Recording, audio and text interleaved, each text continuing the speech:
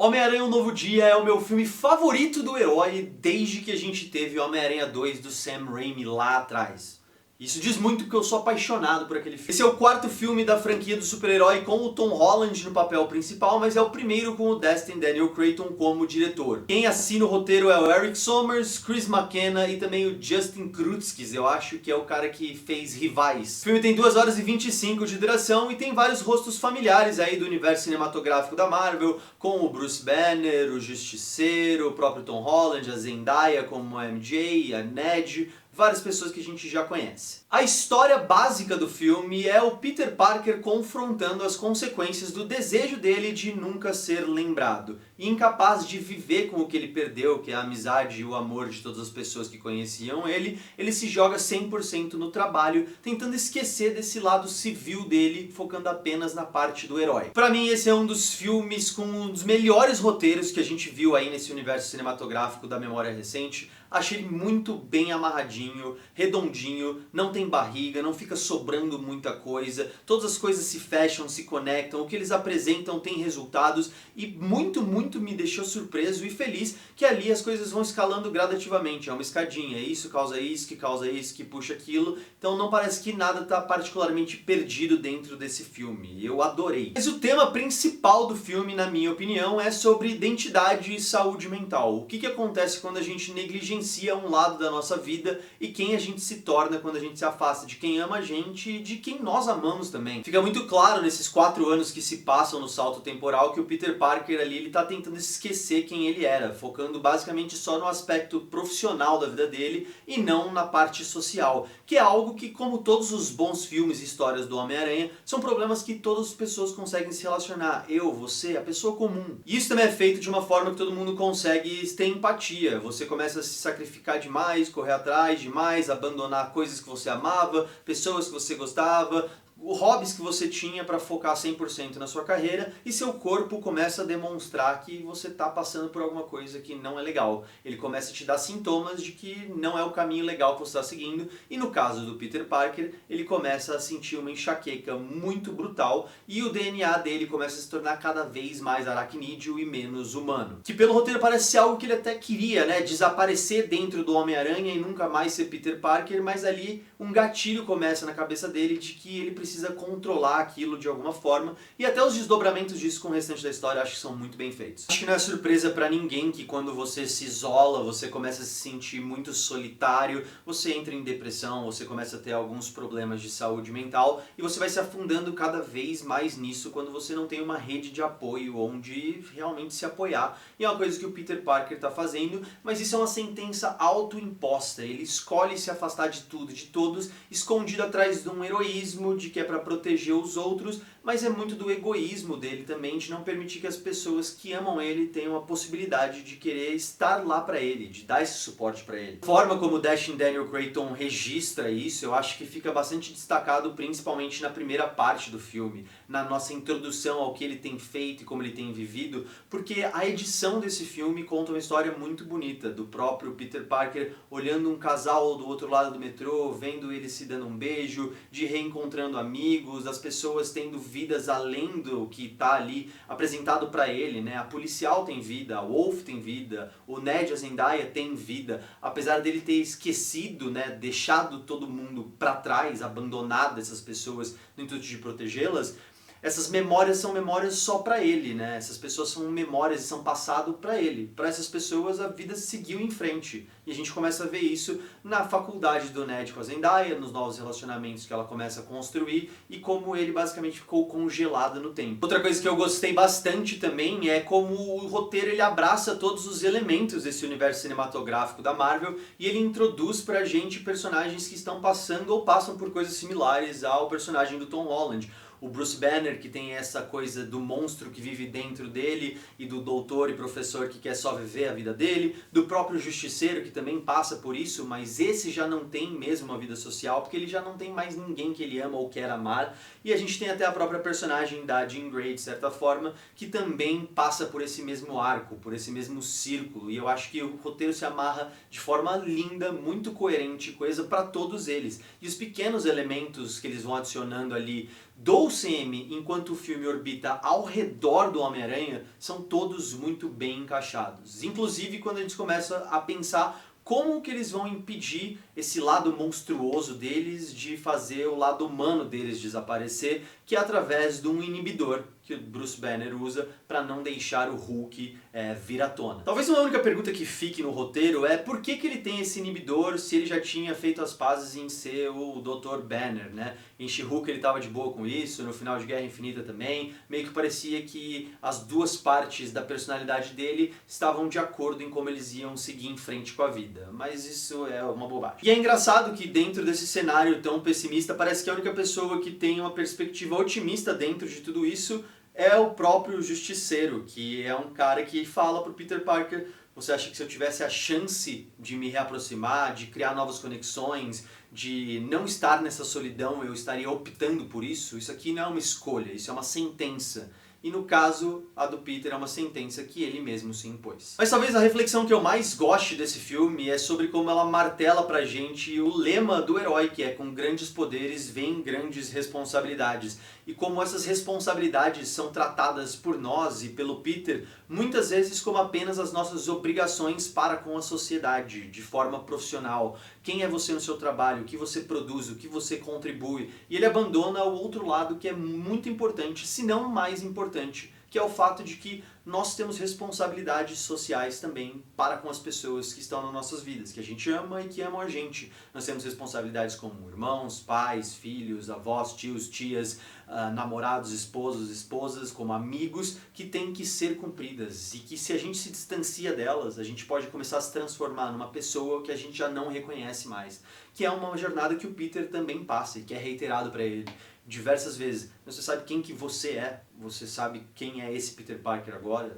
Não é uma surpresa que você esteja quase desaparecendo por trás da máscara. Outra coisa que eu gostei bastante é a fotografia desse filme, que eu acho que foge muito daquele olhar digital, uma coisa muito polida, extremamente dependente de CGI e telas verdes, apesar de que aqui sim também tem o uso dessas coisas, e em momentos muito pontuais o CGI não está no nível do resto do filme e as telas verdes chamam mais atenção do que elas deveriam para um filme desse orçamento. Mas é algo que estraga a sua experiência, até porque quando precisa, os efeitos especiais, né, os VFX estão irretocáveis. Mas pelo fato deles buscarem fazer muitas coisas de forma prática, de ter um figurino, né, uma roupa do Homem-Aranha de tecido, de você conseguir ver as dobras e como ela reage ao movimento do Tom Holland e à própria luz, isso cria um visual bem diferente do que os filmes do John Watts traziam pra gente, que é uma coisa mais filme, película, cinema mesmo. É um filme que tem cores, tem vida, tem sombras, tem textura. Tem uma cena muito bonita entre a luta do Escorpião com o Peter Parker, que me lembrou muito os próprios filmes do Sam Raimi e quanta personalidade ele tinha e como ele fazia uso de diversas composições e iluminações diferentes para te trazer para dentro dessa história junto com o personagem. E aí vai mais um elogio ainda para a fotografia que o Destin Daniel Cretton, que é o diretor, traz para esse filme junto com o diretor de fotografia, que é buscar ângulos e perspectivas novas pra gente ver os retratos do Peter Parker, porque ele é o Homem-Aranha e aí algumas coisas que são meio atípicas funcionam. Ele conseguiria ver o mundo de ponta cabeça ou por ângulos estranhos. Eu acho que uma das cenas de abertura diz muito sobre o filme, que é uma cena do Peter Parker virado de ponta cabeça, mas a câmera acompanha ele, então a cidade está de ponta cabeça, mas ele está reto pra gente, com a máscara levantada, que traz um pouco essa sensação de que o Peter Parker está lá, mas ele está focado em ser o Homem-Aranha, mas o mundo dele está de cabeça para baixo enquanto ele está daquela forma onde ele é mais aranha do que pessoa. E ele também vai interpolando ali várias cenas com a perspectiva de primeira pessoa, né, do Homem-Aranha através do visor dele e da máscara, que apesar de muita gente achar que são efeitos especiais, em muitos momentos, principalmente aquela cena do olho que ficou famosa no trailer, foi gravada de forma prática também, e eu acho que isso traz um dinamismo muito grande porque a gente vê em tela. Ainda mais quando a gente soma a experiência dele com o filme de Shang-Chi e as coreografias de combate, porque ele traz aqui para essa versão do Tom Holland, finalmente uma versão que eu acho que retrata perfeitamente quem é o Homem-Aranha tanto no combate quanto no heroísmo tradicional. E isso se deve porque o filme busca muitas referências dentro da mitologia do Homem-Aranha, seja nas histórias em quadrinhos, seja nos jogos, seja nos filmes, nas séries animadas, em qualquer coisa que já tenha existido, provavelmente tem aqui uma referenciazinha ou outra. Acho que os fãs de histórias em quadrinhos vão ficar felizes com as referências à Guerra Civil, as capas de várias HQs, mas o combate em específico foca muito na forma como a Insomnia, que é a desenvolvedora dos jogos da PlayStation, imaginou como o Homem-Aranha lutaria nesses dois games que eles fizeram. E eles trazem muito disso, então você vê um combate mano a mano, muito rápido, transições, ele pulando por cima de gente, atacando de forma por baixo, em meia altura, o combate aéreo, o uso de teia para prender as pessoas. É muito legal, muito dinâmico, algumas das cenas mais legais de luta que você vai ver aqui no mundo do Homem-Aranha. E eu fiquei genuinamente feliz e surpreso com esse filme. E aí, pra mim, o filme realmente se desdobra em 3 personagens principais, que é o Justiceiro, a Zendaya e a personagem da Sadie Sink. Mas eu quero começar falando primeiro do Ned, que é o melhor amigo dele que fica abandonado. Eu sinto que esse é um personagem que tem cenas muito impactantes, principalmente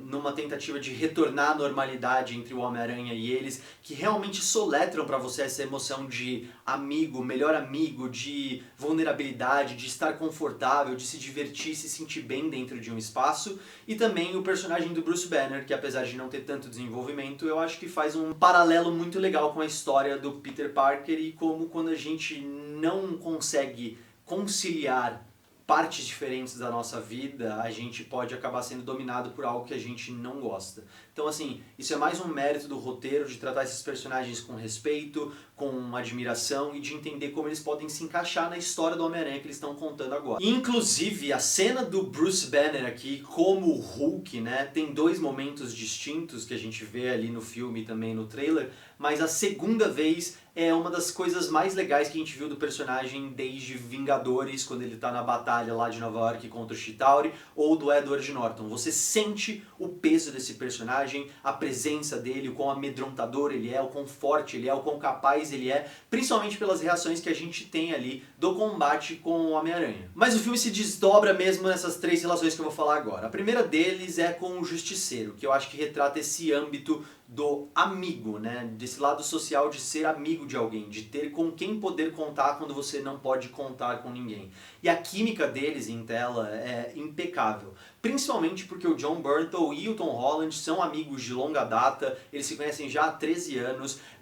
A história é que o Jon Bernthal gravou a fita de audição do Tom Holland para o papel do Homem-Aranha e que o contrário também foi verdade, o Tom Holland gravou a fita do Jon Bernthal pro Justiceiro. Então essa amizade fora de tela, ela começa a transbordar pra gente nessa coisa meio buddy cops, né? Amigos policiais e justiceiros, que não só é muito engraçado, mas é muito emocionante, muito emotivo, e eu sinto que o trabalho que eles fizeram com o Justiceiro nunca descaracteriza o personagem, suaviza ele para um público de 13 anos, que é a classificação indicativa, mas não é algo que chama sua atenção, porque tudo que acontece ali dentro faz sentido para o personagem do Frank Castle, e ele ainda é um personagem que parece ancorar a perspectiva do Peter Parker do que ele está fazendo com ele mesmo e dessa solidão que ele colocou para si. A segunda grande relação, e eu acho que é o coração do filme, obviamente é com a MJ da Zendaya, por motivos muito óbvios. Eu acredito que ela consegue extrair do Tom Holland o melhor dele como ator,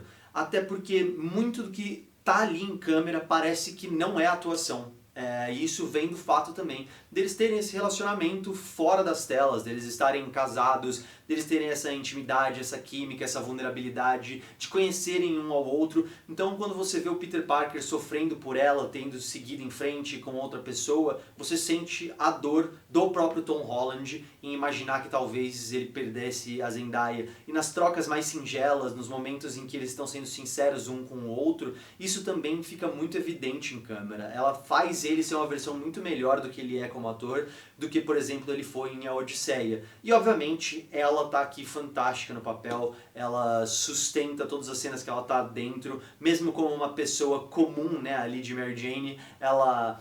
se mantém de igual para igual quando aparece o Justiceiro, o Homem-Aranha, ela na mesma cena, ela nunca é apagada, ela tem uma personalidade forte, ela é engraçada, o humor inteiro desse filme é muito bem feito, e aí a gente vai para mais uma relação que eu acho muito importante, mas eu vou comentar brevemente sobre um detalhe. E o Justiceiro falava sobre amizade e a Zendaya e a Mary Jane fala dos nossos relacionamentos amorosos, a memória constante da tia May fala obviamente sobre os nossos relacionamentos com os nossos familiares, que é algo que mesmo depois de tudo que ele esqueceu, fica ali com ele e é uma memória, uma responsabilidade que ele coloca acima de todas as outras, mas que não é o desejo da tia May que ele só tenha aquilo, só uma memória, que ele fique preso no passado. E aí a gente vai para o último ponto que amarra com o que está escrito na lápide da tia May, que é quando você ajuda uma pessoa, você ajuda todo mundo, que é a relação com a personagem da Sadie Sink. Vou entrar em território de spoilers agora e eu também vou falar a minha única crítica verdadeira ao filme, que pra mim ele é basicamente perfeito, ele fica no detalhe ali. A personagem da Sadie Sink, como a gente pode imaginar, ela é a própria Jean Grey, é a introdução dos X-Men dentro desse universo. E se esses relacionamentos significavam tudo o que eu falei, a Jean Grey é a estranha que ele ajuda, é realmente ajudar uma pessoa que você não conhece, uma desconhecida, pelo senso de comunidade, é o ajudando uma pessoa, você ajuda o mundo todo, se amarrando com a história que eles constroem pra ela aqui dentro. A Sadie Sink faz um trabalho incrível em câmera também,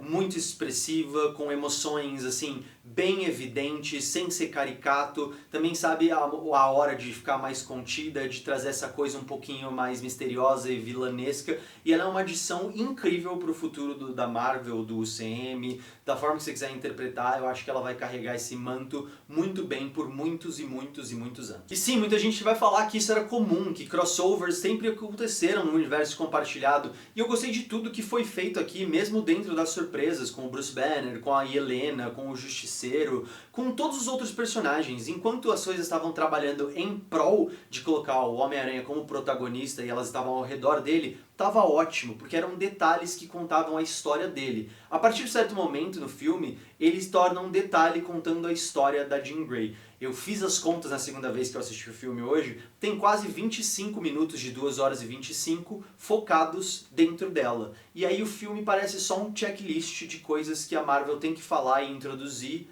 pra gente poder saber qual é o próximo grande filme, o próximo grande espetáculo, o próximo grande promessa, que no caso aqui é a história de origem da Jean Grey e o que ela está passando ali dentro. Eu sei que parece uma crítica boba, mas me incomoda porque o Homem-Aranha é o maior herói que a Marvel tem, e colocar ele no banco do passageiro de um filme em que ele é protagonista por 25 minutos, sei lá, 16% de tempo do filme, pra mim não faz sentido, sabe? E me incomoda mais ainda quando a gente pensa que a Jean Grey é uma personagem fundamental pro universo da Marvel indo daqui pra frente. Ela é fundamental pros X-Men, ela é fundamental pra muita, muita coisa. E ela merecia ter sido explorada como história de origem, uma introdução, um desenvolvimento muito mais profundo, muito mais dedicado, com um filme próprio, do que a gente ter tido 20 minutos de introdução de uma das maiores personagens de todas. Eu não vou nem entrar no mérito de como os X-Men meio que sempre foram sucateados e vistos só como uma equipe, né? Você pensa, por exemplo, nos Vingadores.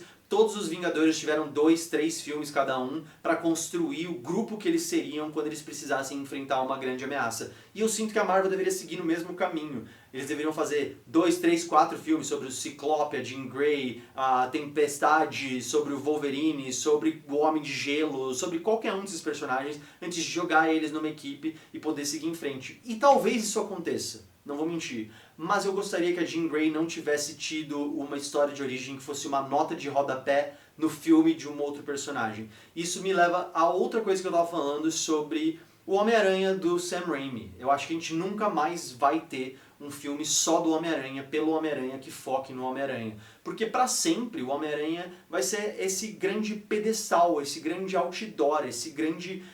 marqueteiro de um universo compartilhado, porque ele é maior do que a própria Marvel, se bobear, né, da Sony. Ele é maior que os Vingadores, a bilheteria é equiparável, as pessoas têm um interesse por esse herói que não chega perto de quase nenhum outro em questão de alcance, viralidade, merchandising, histórias em quadrinho, e ver ele se tornando só um pedestal pro futuro do UCM do Kevin Feige é uma parada que me incomoda, sabe? E me entristece saber que a gente nunca mais vai conseguir ter uma história só dele, entendeu? Apesar de que esse filme faz um trabalho genial em amarrar todos esses elementos de forma orgânica, eu sinto que até esse momento em que a gente tem 25 minutos dedicados a Jean Grey, basicamente, no filme, o filme flui perfeitamente. E aí ele perde um pouco de potência. Mas, dito isso, eu gostei muito de como algumas coisas foram amarradas dentro desse universo, especificamente a questão dos inibidores, que é trabalhado ali do Bruce Banner, é alterado pelo próprio Peter Parker, que provavelmente eles vão transformar essas origens de ser um inibidor universal que pode mutar os genes e as mutações de qualquer pessoa no projeto de Sentinelas do X-Men, e eu acho que isso foi a coisa mais inteligente que teve aí no roteiro. No mais, o Fernando criança, que tem fotos vestido de Homem-Aranha, aniversários do Homem-Aranha, e que foi até a Disney, tem fotos com o Homem-Aranha fazendo a mãozinha, tá muito feliz. Foi uma experiência incrível no cinema, meus pais gostaram também, deram nota 5, que é uma raridade pra eles. Meu irmão amou também, achou que concordou comigo que desde o 2 do Sam Raimi ele é o mais incrível. Então compra os cinemas, assistam, eu acho que vai sair um fã decepcionado, era o filme que a gente queria e que a gente finalmente recebeu.